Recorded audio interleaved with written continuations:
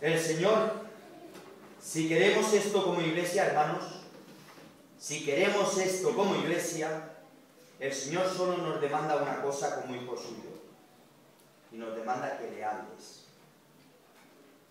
Porque Él como Padre quiere tener una relación contigo, y Él quiere que tú le hables, Él quiere una relación contigo. De la misma forma, hermano, que tú le dices que tú quieres más de Él quiere más de ti. Porque Él tampoco se conforma como nosotros somos. Él también quiere más de nosotros.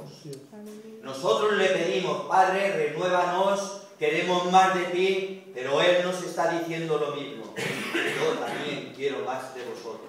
Aleluya. Hermanos, esas son metas que el Señor nos va a demandar. Y esas son metas que nosotros nos tenemos que poner para que cuando nos las demande, digamos, Padre, aquí estamos en la voluntad. Él quiere que nos pongamos, hermano, delante del trono de la gracia, y quiere que te pongas en adoración, en santificación, en súplica, en ruego y en petición. Él quiere que te pongas, no solamente que le pidas. Tenemos que vivir en la fe del Hijo de Dios, el cual nos amó y se entregó por nosotros a sí mismo. ¿Y cómo se entregó, hermano? En ofrenda, en sacrificio y en olor fragante. Aleluya. Eso es lo que hizo nuestro Señor Jesucristo por cada uno de los que estamos aquí sentados. Eso es lo que hizo, hermanos. Hermano, antiguamente el Antiguo Testamento tenía 10 mandamientos que no podíamos cumplir. Pero Cristo nos dio un nuevo mandamiento, uno solo: que os améis unos a otros como yo os he amado. Y en eso conocerán que sois mis discípulos, si tuvierais amor los unos con los otros. Ese nuevo mandamiento es el que anula los otros 10 mandamientos. Cuando tú ese mandamiento lo cumplas, Cristo habitará en tu corazón. Cuando tú ese mandamiento lo cumplas y yo lo cumpla, entonces Él estará en nuestro corazón. Entonces fluirá el poder de nuestra boca, porque ya no seremos nosotros, sino Cristo en nosotros. Amén.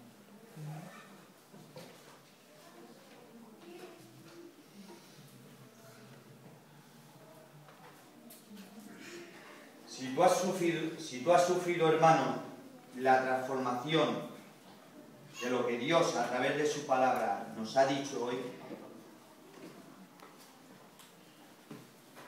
¿quién es el que te va a separar del amor de Dios? Ni lo más ancho, ni lo más alto, ni lo más profundo. Nada te va a separar del amor de Dios.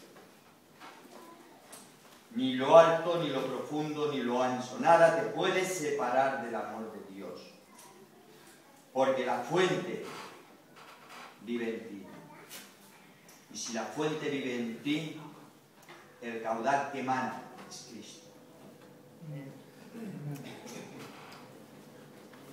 Cuando Esteban estaba haciendo defensa de la fe, vemos aquí una persona como Esteban que estaba haciendo defensa de la fe y lo estaban apedreando. Y dice que conforme lo estaban apedreando, Dios vio los cielos abiertos y al Señor sentado a la diestra del Padre. Y estaba diciendo: Señor, perdónalos porque no saben lo que hacen. Para que Esteban pudiera decir eso, Esteban había muerto. Vivía Cristo en él. Y estaba sufriendo un martirio y estaba pidiendo por sus verdugos. Estaba pidiendo por sus verdugos. Ese es el amor que Cristo quiere que nazca y que fluya en nuestros corazones como hijos de Dios. Esa es la identidad que nosotros como cristianos, como hijos adoptivos de Dios, es la que tenemos que tener, hermanos. Esteban era un helenista, era griego, era uno de los 7 diáconos que habían elegido los apóstoles. porque entre ellos habían redencillas por las viudas. Pero vemos que era una persona que no era como los apóstoles, que había conocido a Jesús y había estado en el ministerio con Jesús esos 3 años. Pero había pasado las pruebas. Él había pasado todas las pruebas. Habían estado con Jesús en el ministerio, pero él había pasado todas las pruebas. Era un hombre lleno del Espíritu. Había muerto el viejo hombre y Cristo vivía en él. Y mientras lo estaban apedreando, estaba alabando, adorando y rogando al Padre que no se lo tomaran en cuenta. Y él pudo ver los cielos abiertos. Y en esta tarde, hermanos, yo te digo, ¿hasta qué punto estamos nosotros dispuestos a llegar? ¿Hasta qué punto nosotros podemos llegar a comprometernos con la palabra que el Señor nos ha dado? Podemos ser un Pablo, podemos ser un Esteban, podemos andar en la cuerda floja con un pie dentro o un pie fuera, o nos ponemos metas como el Señor nos va a demandar.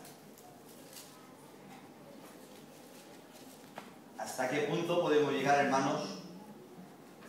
Sabemos que tenemos que estar revestidos del Señor, pero lo que sí que sabemos es que realmente el Señor muchas veces nos va a demandar si somos cristianos a medias. Yo lo dejo esto aquí y que el Señor lo bendiga.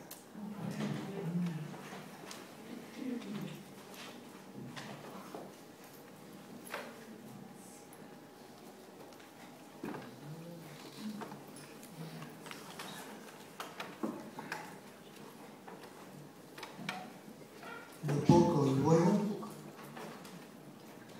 siempre mucho más bueno. ¿Verdad?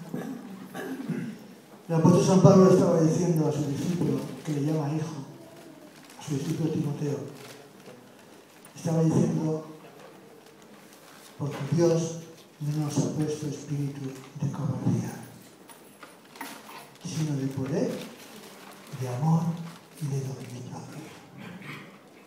Pero para tener dominio propio es fundamental el amor. Y cuando tú tienes dominio propio, demuestras y manifiestas amor. ¿Te das cuenta qué juego de palabras está diciendo? Pues esas cosas son las que le estaba enseñando a su hijito amado. Y todas esas cosas son las que nos enseña el Señor a nosotros. Amor. Porque el amor cubre multitud de defectos. El amor todo lo puede, todo lo soporta, todo lo sufre. El amor no es vanaglorio. El amor no se irrita. El amor no levanta contienda. El amor no critica, no juzga, no se ira. Amor. Y qué fácil que es para decir siempre amor, amor. Porque la palabra esa es tan gratis. Por de gratis nos lo dio Jesús, ese amor. Y por eso nos llama amados en Cristo. Amén. Amén. Gracias por la palabra. Y antes que suban los hermanos de la alabanza, han venido las señoras de un retiro. No sé si quieren compartir algo, si han tenido cosas nuevas. ¿Están cansados? Pues a lo mejor lo hacen para la semana que viene, si no, cuando vayan descansando. Entonces, Tony, sube, grupo, sube, deleitarnos, no a nosotros, sino a Cristo, con la alabanza, despidiéndonos con cántico y júbilo y alegría en nuestros corazones, porque para Él, por Él y para Él fueron hechas todas las cosas. Y eso es lo que vamos a hacer ahora. Para Él, por Él, y por eso vamos a hacer algo especial.